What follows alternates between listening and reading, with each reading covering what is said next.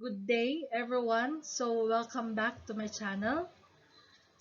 Before anything else, kindly please click the subscribe button.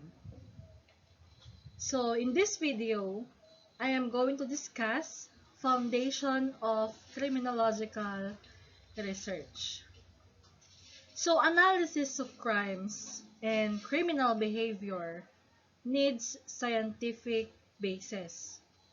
Following scientific methodology in gathering facts about crime and criminal behavior, and consequently analyzing them assures objectivity and impartiality of those involved in solving crimes. Research is a key to progress. There can be no progress without research in almost, if not all, human endeavors. The methods and techniques must be taught and learned in graduate as well as in undergraduate educational work. This is imperative because the people who have gone through the college and graduate levels of education are the ones who are most expected to undertake research objectives. What are the contents of our presentation in this video? Number one, the definition of research, and number two, the characteristics of research. Let's move on with the definition of research. What is research? Research was derived linguistically from the two words re and search, which the prefix re means again, or to review, or to reinvestigate, or to re-examine what was being searched for. The result of this activity will be used as a vital tool to develop the research study. Criminological research lies at the heart of criminological theory, influences social policy and development, as well as informs criminal justice practice. When we say research, it's simply the systematic search for pertinent information on a specific topic or problem. This is again to examine, to reinvestigate what was being searched for. Okay, so it is an attempt to gain solutions to problem. A research is a process of gathering information to solve a particular or specific problem in a scientific manner.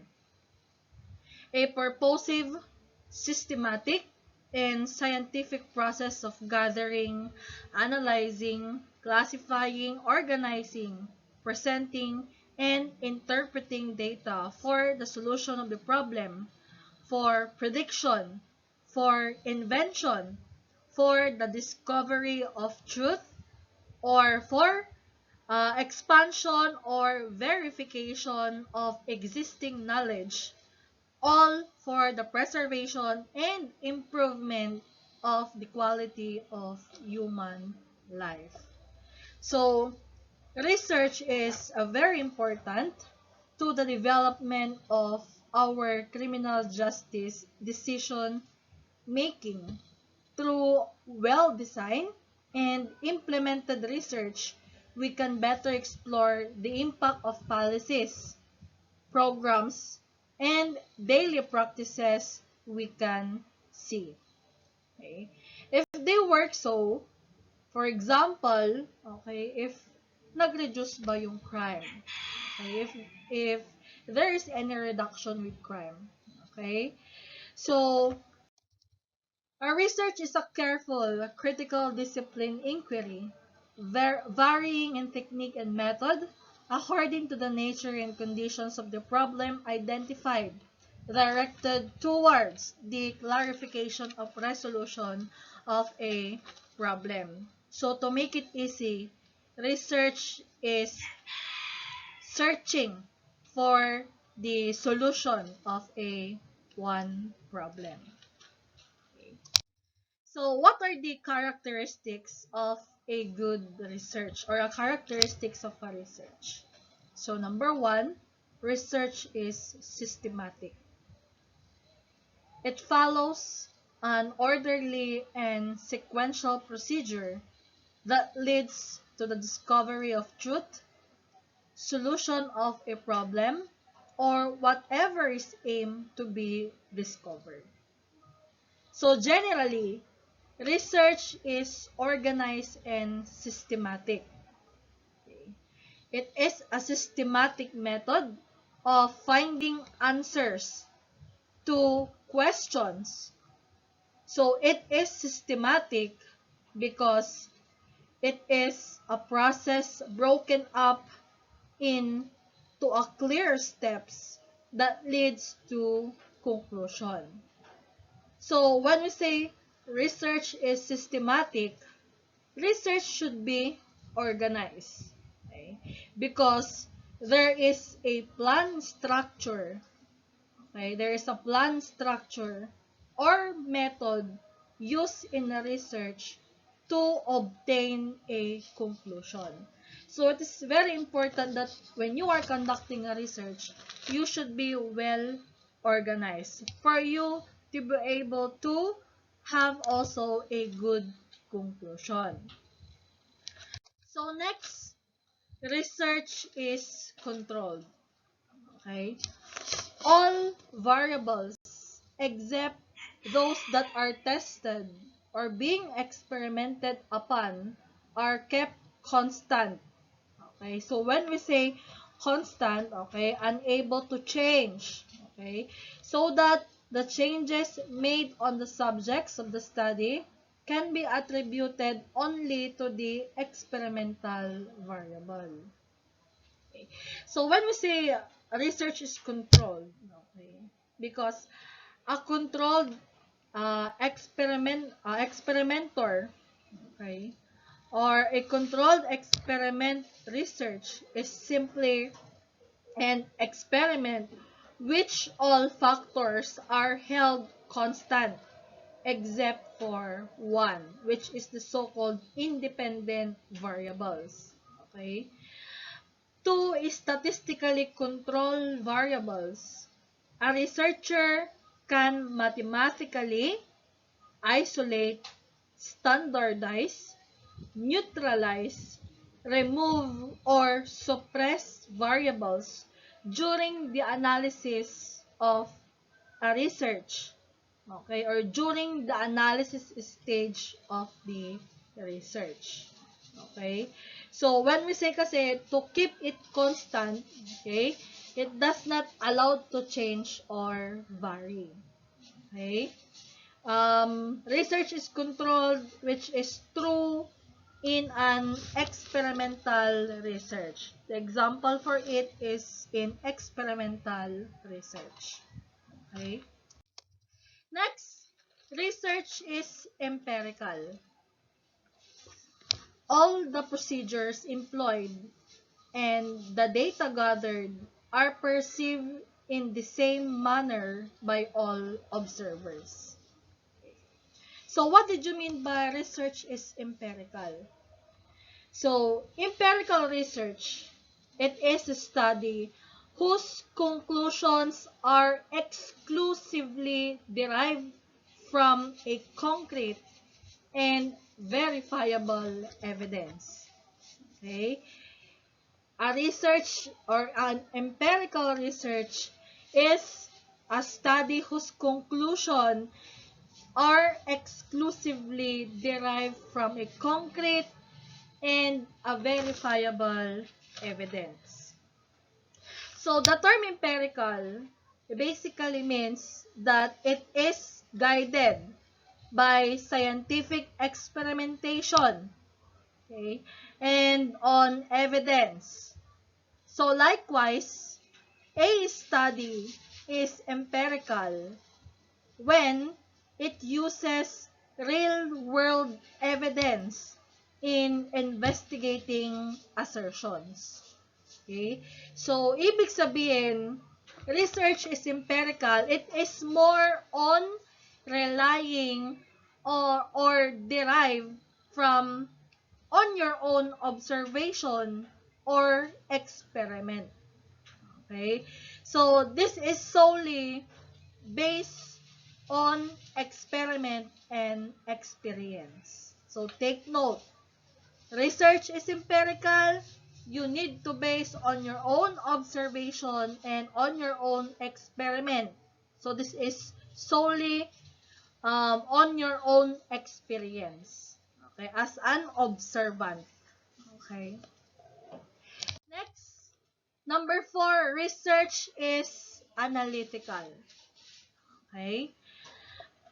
So, there is a critical analysis of all data used so that there is no error in their interpretation. Okay. You know that analytical is vital or important. Okay. Because it introduces new ideas about what is happening in your data. Okay? And it will help you prove or disapprove your hypothesis. Okay? The type of data collected is essential and important in establishing the relevance of a particular idea or in validating your hypothesis. That's why it is very important that you should analyze very well your datas, okay, your collected datas, so that there will be no error when you come up with your interpretation with your datas. Okay? That's why one of the characteristics of a good research is that it should be analytical. Okay? Research is objective, unbiased, and logical. So all findings and conclusions are logically based on empirical data, and no effort is made to alter the results of the research. So like what I have said a while ago, that when we say a research is empirical, you should base on all of the concrete evidence. Okay? So it is done by an expert, okay? It is done by an expert researcher wherein he needs to use valid and carefully designed procedures, valid data gathering instrument, so that they will come up with valid data. Okay? Do not do anything just to alter or to change the results of the research. You don't need to manipulate all of your findings. Okay? Research is logical. Okay? Research is logical and objective, wherein applying every possible tests to verify your data and the procedures employed. Okay. You need to uh, do whatever possibilities just for you to come up with a valid data and findings. Okay. Because you need to verify all of your data collected and also with the procedures that you employed or that you use. Okay. Research is subjective, unbiased, and logical. Next, number 6, a good research employs hypothesis. This is used to guide the investigation process. Okay. So, what did you mean by hypothesis? Okay. When we say hypothesis kasi, it states what the researchers expect to find. Okay, I repeat, a hypothesis states what the researcher expect to find. So, ibig sabihin, it is a tentative answer. So, hindi pa sigurado yon, hindi pa final. It is a tentative answer to the research question that guide the entire study. Okay. Your hypothesis will guide you on your entire study. But you need to take note that a hypothesis is just a tentative guess or a tentative answer. Research employs hypothesis like in experimental studies. Okay. Hypotheses are expressly stated, but in descriptive studies, the specific subproblems or specific questions serve as the hypothesis, and the hypotheses are tested and not proved. Okay? So, the hypothesis is just the guide for your entire study. It is your tentative guess or your tentative answers to the research questions. Next, a good research employs quantitative or statistical methods. Data are transformed into numerical measures and are treated statistically to determine their significance or usefulness. Okay.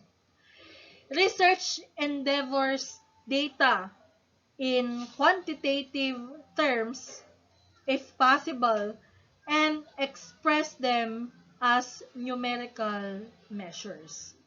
So, ano ba yung difference between quantitative and qualitative?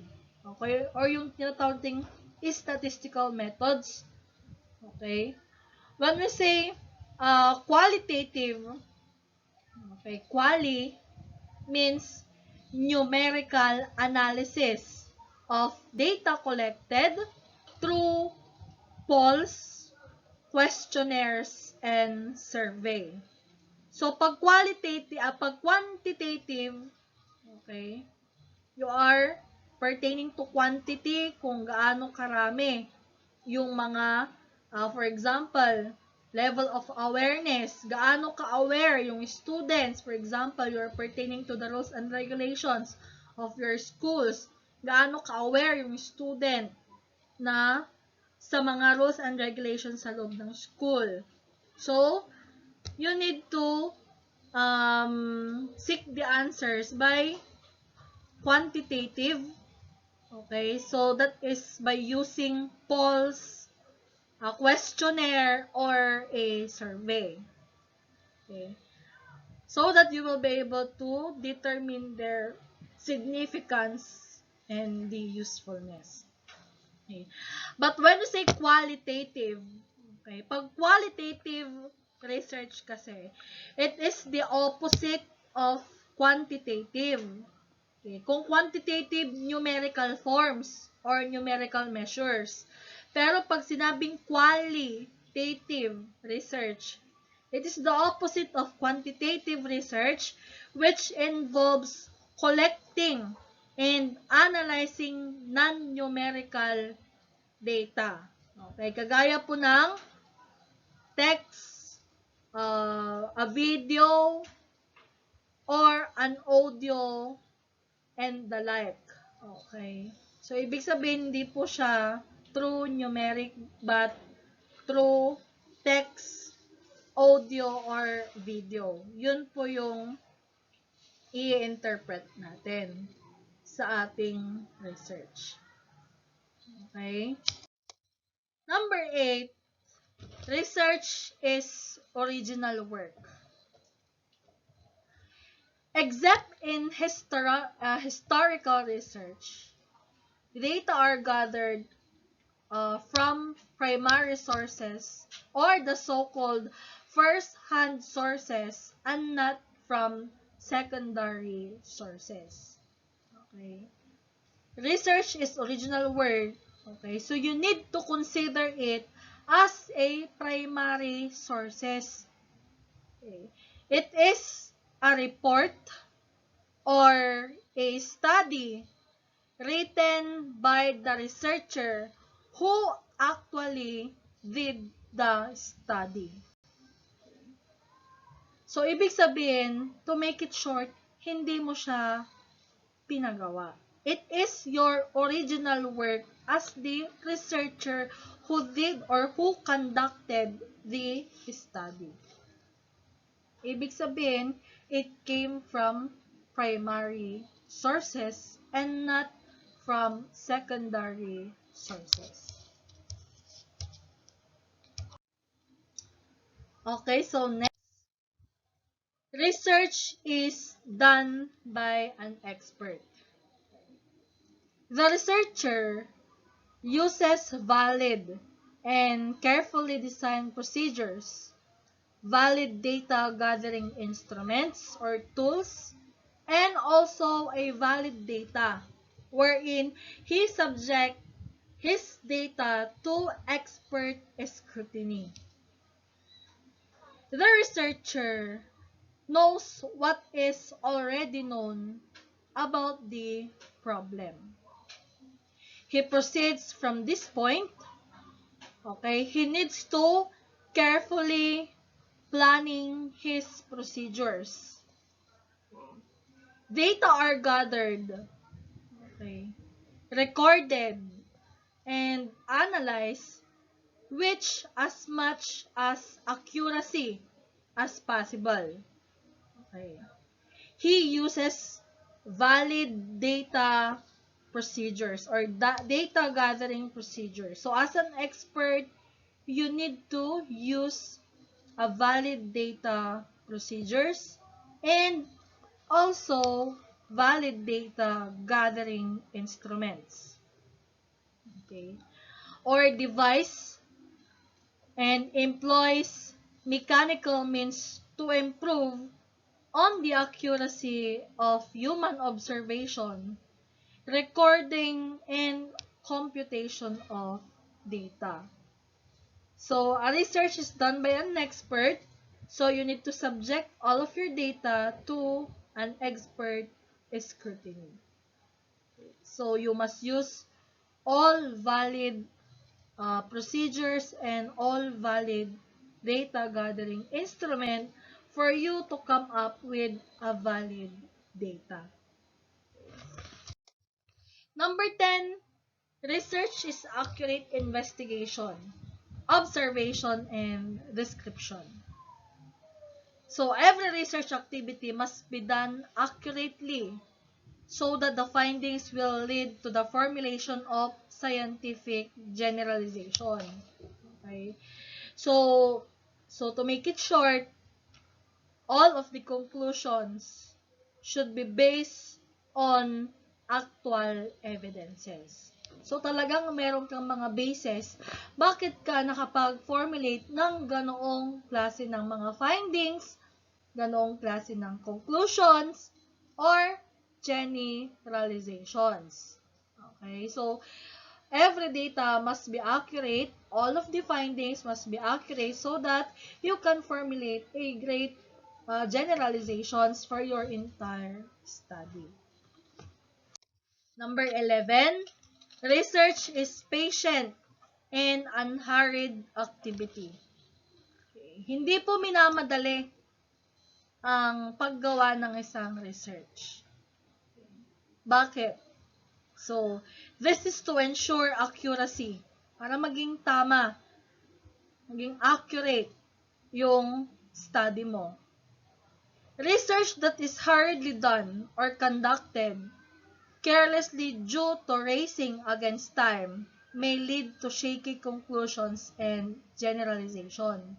Minsan kasi no, some of the researchers, especially in undergraduate. Okay. One of my observations in my previous classes is that saka lang sila nagmamadaling tapusin yung kanilang research kapag ka malapit na yung kanilang deadline. Okay. That's why, due to racing with the deadline, they conducted carelessly. Okay. Wherein it may lead to a shaky conclusions or a wrong generalizations. So, you should be patient. You should not hurry in terms of doing a research. A research should be willingly to exert painstaking effort. Okay? Suspending judgment to permit the data and logic to lead to a sound conclusion. Okay?